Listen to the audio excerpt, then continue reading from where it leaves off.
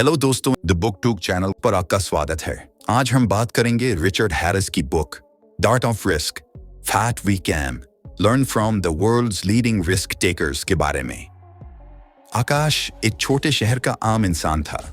उसकी जिंदगी रोजमर्रा की भागदौड़ में उलझी हुई थी। हर दिन ऑफिस जाना, शाम को घर लौटना और वीकेंड्स पर थोड़ा बहुत मौज मस्ती करना। लेकिन कहीं ना कहीं उसे अपनी जिंदगी अधूरी और बेचैन सी लगती थी। उसकी लाइफ में एक मोनोटोनी थी जो उसे अंदर से बेचैन करती थी। एक दिन आकाश की नजर एक बुक स्टोर के बाहर रखी किताबों के ढेर पर पड़ी। उसकी आदत थी कि हर नए साल पर वह खुद से कोई न कोई रेजोल्यूशन लेता था। इस बार उसने तय किया था कि वह अपनी जिंदगी में कुछ एडवेंचरस करेगा। लेकिन मार्केम में यह एडवेंचर कैसे लाना है, यह उसे नहीं पता था। किताबों के ढेर को देखते हुए उसकी नजर एक किताब के टाइटल पर अटक गई, द आर्ट ऑफ रिस्क। यह किताब तुरंत उसे आकर्षित कर गई। उसने उसे उठाया और पलटना शुरू किया। कुछ पन्ने पढ़ने के बाद ही उसने तय कर लिया कि यह किताब उसे खरीदनी है। उस रात आकाश ने अपनी रूटीन बदल दी। उसने टीवी बंद किया, फोन को साइलेंट पर डाला और आराम से बैठकर किताब पढ़ने लगा। पहला चैप्टर था एम्ब्रेस केयरफुली मैनेज्ड रिस्क। आकाश में सोचा, यार ये तो बोरिंग सा टॉपिक लग रहा है। रिस्क के बारे में क्या खास सीखना है। लेकिन फिर भी उसने पढ़ना जारी रखा। धीरे धीरे रिचर्ड हैरिस के शब्द उसे अपनी ओर खींचने लगे। लेखक में लिखा था, रिस्क लेने का मतलब यह नहीं कि आप अपनी जिंदगी को बेवजह खतरे में डाल दें। असली रिस्क टेकर वह होता है जो हर रिस्क को पहले एनालाइज करता है। आकाश को अचानक अपनी कॉलेज की एक घटना याद आई। उसके दोस्तों ने उसे बंजी जंपिंग के लिए बुलाया था। डर के मारे उसने मना कर दिया, लेकिन उसका दोस्त अर्जुन गया। बाद में अर्जुन ने बताया कि बंजी जंपिंग कंपनी ने पहले से हर सेफ्टी मेजर तैयार कर रखे थे। उस वक्त आकाश में सोचा था कि अर्जुन पागल है, लेकिन अब आकाश समझ रहा था कि अर्जुन ने रिस्क लिया जरूर था, लेकिन वह कैलकुलेटेड रिस्क था। आकाश को एहसास होने लगा कि वह अपनी पूरी लाइफ कंफर्ट जोन में ही जी रहा था। हैरिस के शब्द जैसे सीधे उससे बात कर रहे थे। आकाश, तुमने कभी कोई बड़ा रिस्क नहीं लिया। क्या तुमने कभी सोचा है कि अगर तुमने कैलकुलेटेड रिस्क लेना शुरू किया तो तुम्हारी जिंदगी कितनी बदल सकती है। किताब में एक पर्वतारोही की कहानी भी थी जिसने माउंट एवरेस्ट पर चढ़ने के लिए सालों तक तैयारी थी। उसने हर कदम पर अपने डिसीजंस को प्लान किया और रिस्क मैनेज किया। यही वजह थी कि वह सफल हुआ। आकाश ने किताब बंद की और खुद से सवाल किया, क्या मैं भी ऐसा कुछ कर सकता हूं? उसने अपनी आंखें बंद की और पूछा, मेरा सबसे बड़ा डर क्या है? जवाब आया, फेलियर। आकाश को एहसास हुआ कि वह हर चीज को इसलिए टालता है क्योंकि उसे फेलियर का डर है। लेकिन हैरिस की किताब ने उसे सिखाया कि फेलियर से डरने के बजाय उसे एनालाइज करना चाहिए। उसने सोचा, अगर मैं अपने सबसे बड़े डर को समझ लूं और उससे निपटने की तैयारी करूं तो शायद मैं भी जीत सकता हूं। उसने उसी वक्त अपनी डायरी निकाली और उन चीजों की लिस्ट बनानी शुरू की जो वह हमेशा करना चाहता था, लेकिन डर की वजह से कभी कर नहीं पाया। पहली चीज थी अपना खुद का बिजनेस शुरू करना। आकाश को हमेशा फोटोग्राफी का शौक था। उसने सोचा, अगर मैं फ्रीलांस फोटोग्राफर बनूं तो मेरी क्रिएटिविटी को एक नई उड़ान मिलेगी। लेकिन साथ ही डर आया, अगर क्लाइंट्स नहीं मिले तो, अगर मैं फेल हो गया तो।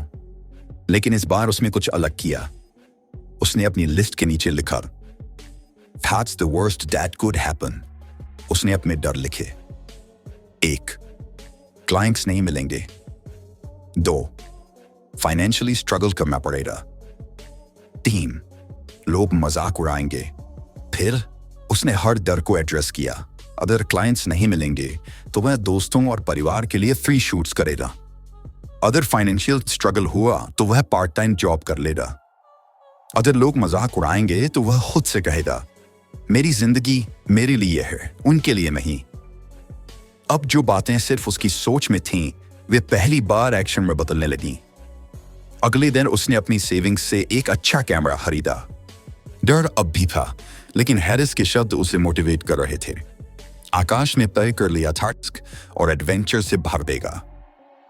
तो दोस्तों, यह कहानी हमें सिखाती है रिस्क लेना जिंदगी का हिस्सा है, लेकिन कैलकुलेटेड रिस्क लेना सफलता की कुंजी है।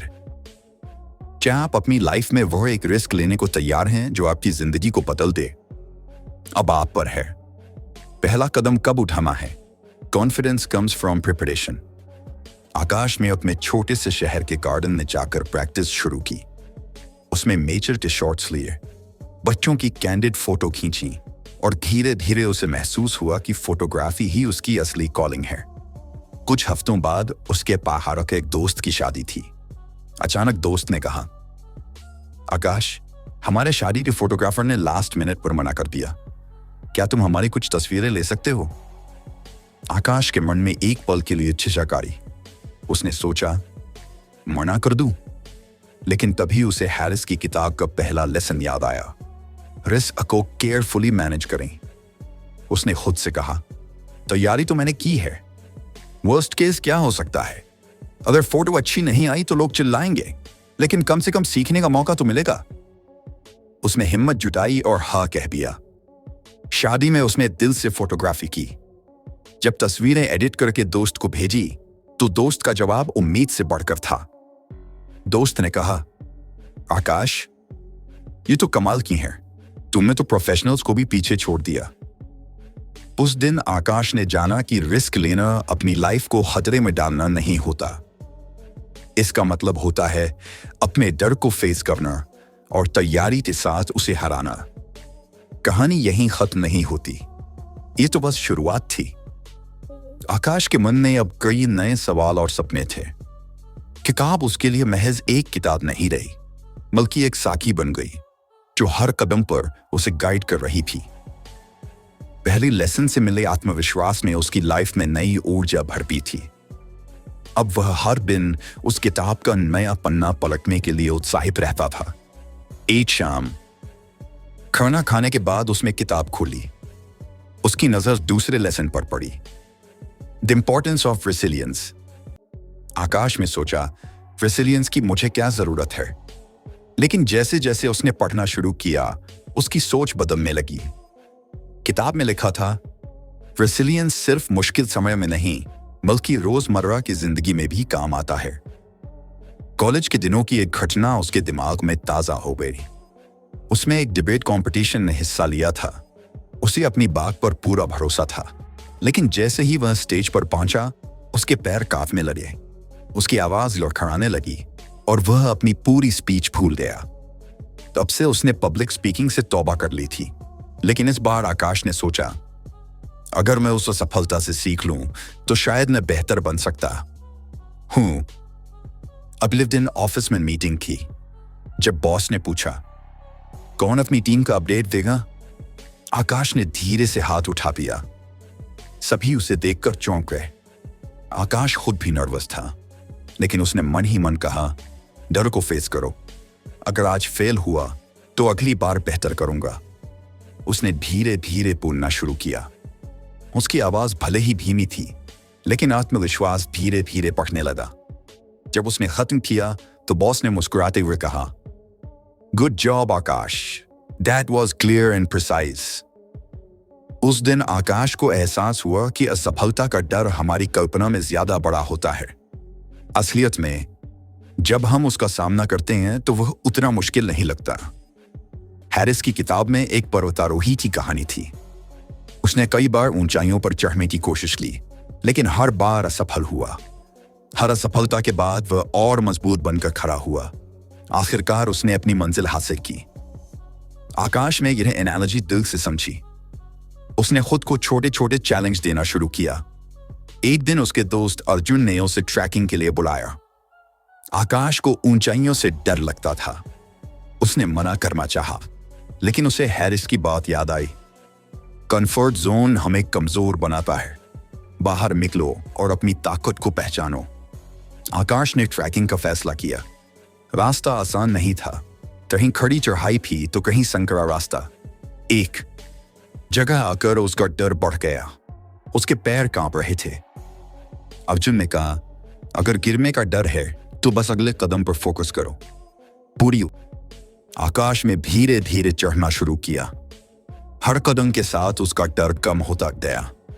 जब वह ऊपर पहुंचा और चारों तरफ का नजारा देखा तो उसे ऐसा लगा जैसे उसने अपने डर को पीछे छोड़ दिया हो।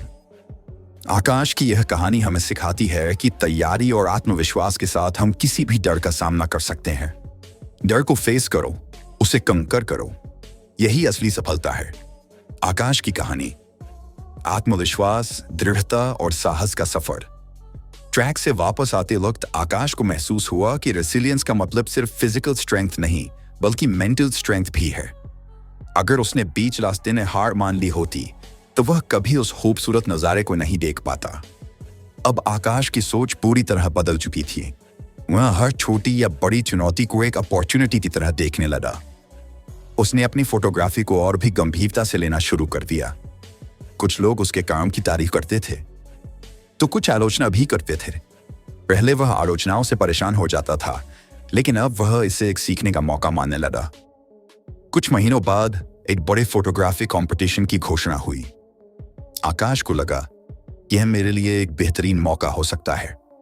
लेकिन जब उसने सुना कि कंपटीशन में कई नामी फोटोग्राफर हिस्सा ले रहे हैं तो उसका आत्मविश्वास डगमगाने लगा। उसने सोचा, क्या मैं इनके सामने टिक पाऊंगा? फिर उसे हैरिस की किताब का दूसरा लेसन याद आया।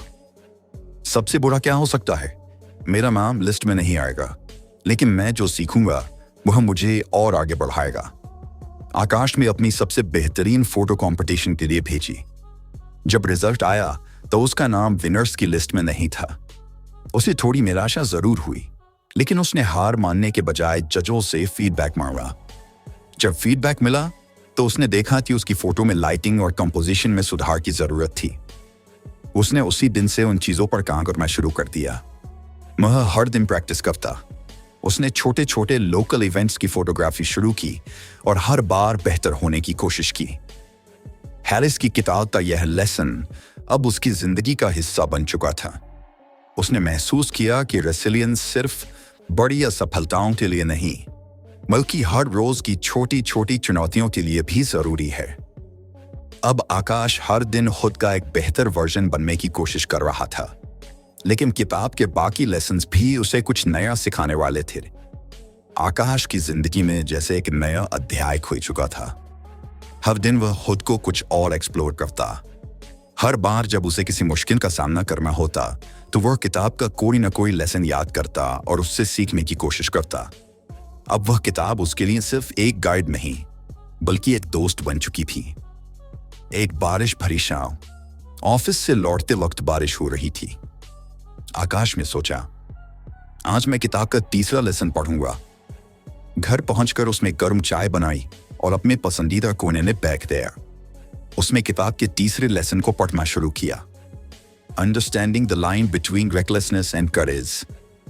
पहले पैराग्राफ में ही हैरिस ने एक सवाल पूछा था, क्या आपने कभी सोचा है कि आपकी लाइफ में ऐसी कौन सी चीजें हैं जिन्हें आप बिना सोचे समझे कर देते हैं, और कौन सी चीजें हैं जो आप डर की वजह से कभी करने की हिम्मत नहीं जुटा पाते?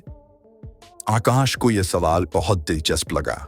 उसने खुद से पूछा, क्या मैं कभी रेकलेस रहा हूं, या मैं इतना कॉशियस रहता हूं कि करेज दिखाने का मौका ही नहीं देता?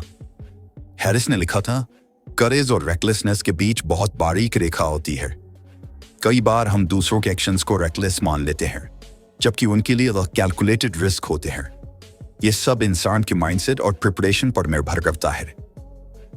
आकाश को अचानक अपने दोस्त अर्जुन की याद आई। अर्जुन वही था जिसने उसे ट्रैकिंग पर ले जाने की जिद की थी। अर्जुन अक्सर हाई रिस्क एडवेंचर्स करता रहता था, paragliding, sky diving, scuba diving. Akash को हमेशा लगता था कि अर्जुन बेवजह अपनी जान खतरे में डालता है, लेकिन अब उसे एहसास हुआ कि शायद अर्जुन रेकलेस नहीं था, वह अपनी बाउंड्रीज एक्सप्लोर कर रहा था। इस सोच ने आकाश को अपने एक्शंस को पुनर्विचार करने पर मजबूर कर दिया।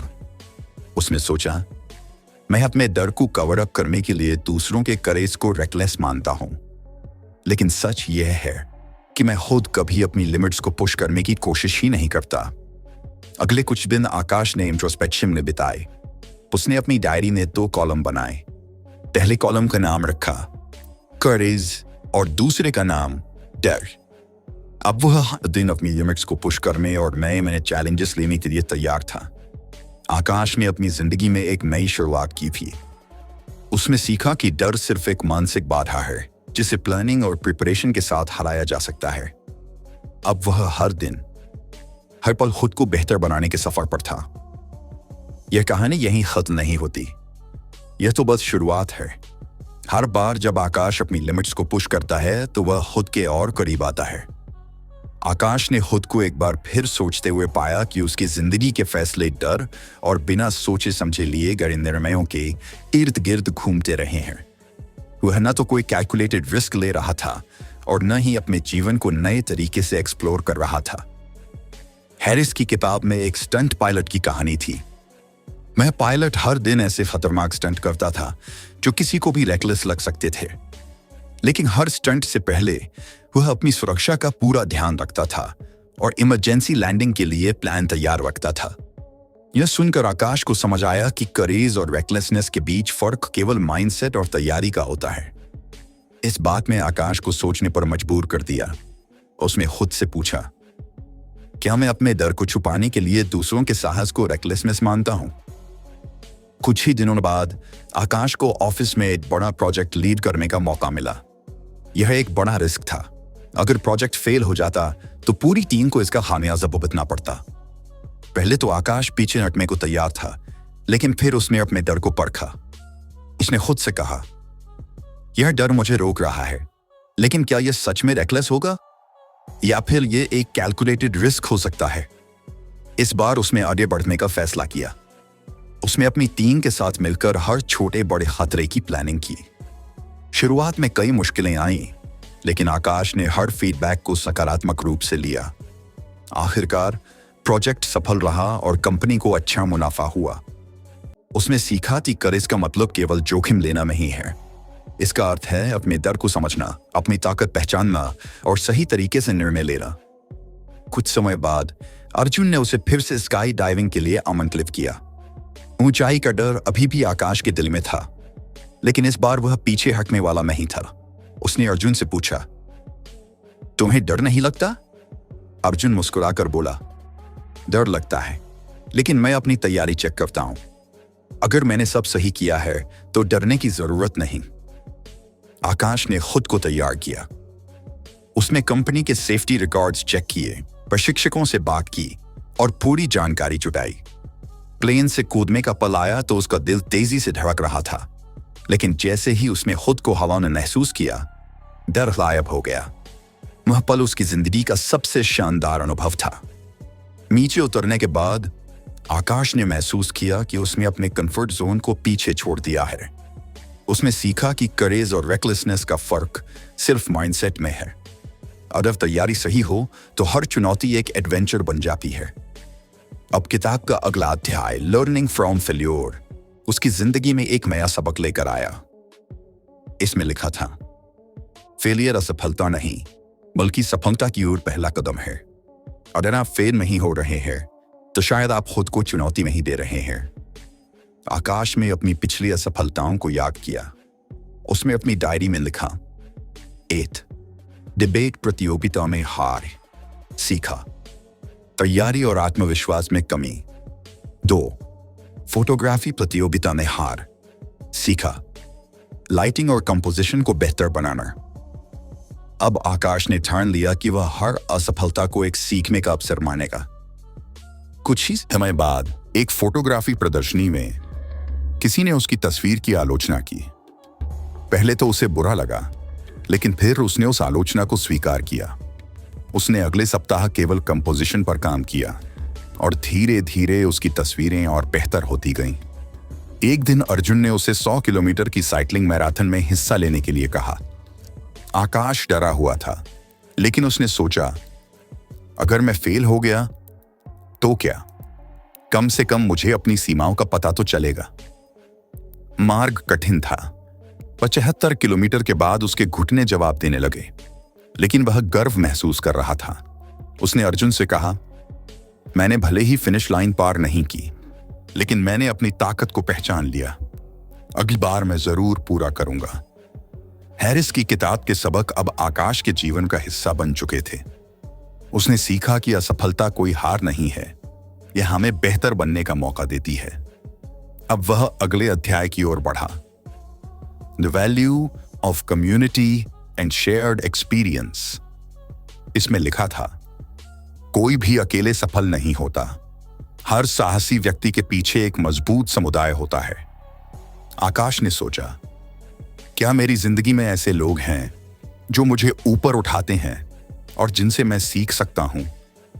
उसने समझ लिया कि जीवन में सफल होने के लिए न केवल खुद पर काम करना जरूरी है, बल्कि सही लोगों से जुड़े रहना भी उतना ही महत्वपूर्ण है।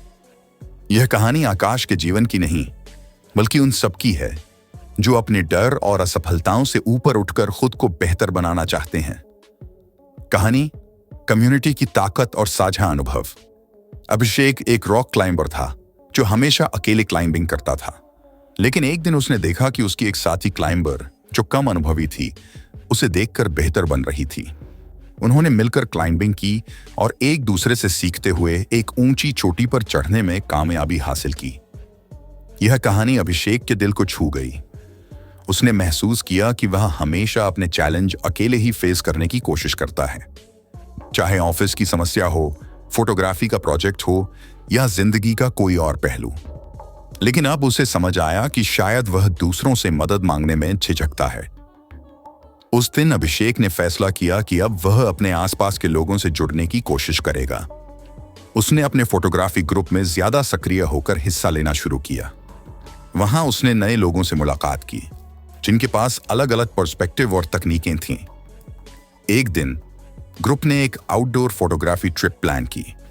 जगह थी एक पुराना गांव जहां लाइट और शैडो का खेल बेहद चैलेंजिंग था। पहले तो अभिषेक ने सोचा कि वह अकेले जाएगा और अपनी तस्वीरें क्लिक करेगा, लेकिन फिर उसने खुद से कहा, अगर मैं दूसरों के साथ रहूंगा तो शायद कुछ नया सीखने को मिलेगा। वहां पहुंचने के बाद अभिषेक ने देखा कि हर फोटोग्राफर का अपना अलग तरीका था। कोई कंपोजिशन पर ध्यान दे रहा था तो कोई सिर्फ ब्लैक एंड व्हाइट शॉट्स ले रहा था। अभिषेक ने उनसे बात की और उनकी तकनीकों को ऑब्जर्व किया। उसने महसूस किया कि उनके साथ काम करने से उसकी सोच और फोटोग्राफी स्टाइल में काफी सुधार हो सकता है। उस दिन एक सीनियर फोटोग्राफर ने उसे सलाह दी, कभी कभी तस्वीर में इम्परफेक्शन ही उसे खास बनाती है। हर बार सिमेट्री या परफेक्शन के पीछे मत भागो। यह सुनकर अभिषेक का नजरिया बदल गया। उसने उस दिन कुछ इम्परफेक्ट लेकिन पावरफुल तस्वीरें क्लिक की जो बाद में काफी सराही गईं।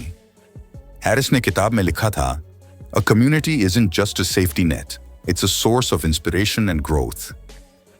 यह लाइन अभिषेक के दिमाग में बार बार गूंज रही। तो दोस्तों, यह थी द आर्ट ऑफ रिस्क के एक और सबक की प्रेरणादायक कहानी, जिसमें हमने जाना कि कम्युनिटी और साझा अनुभव किस तरह हमारी जिंदगी को बेहतर बना सकते हैं। अभिषेक ने हमें सिखाया कि अकेले चलने से बेहतर है साथ मिलकर बढ़ना। मुझे उम्मीद है कि द आर्ट ऑफ रिस्क की आज की खोज ने कुछ नए विचारों को जन्म दिया है और आपको साहसिक, गणना किए गए कदमों को अपनाने के लिए प्रेरित किया है। अगर आपको वीडियो पसंद आया तो कृपया इसे थम्स अप दें, द बुकटूक चैनल को सब्सक्राइब करें और हमारी नवीनतम पुस्तक अंतर्दृष्टि पर अपडेट रहने के लिए उस बेल आइकन को दबाएं। नीचे कमेंट में जोखिम के साथ अपने विचार या अनुभव साझा करें। मुझे आपसे सुनना अच्छा लगेगा। याद रखें, लिया गया हर जोखिम विकास की ओर एक कदम है। अगली बार तक पढ़ते रहें, सीखते रहें और उन स्मार्ट जोखिमों को लें। देखने के लिए धन्यवाद।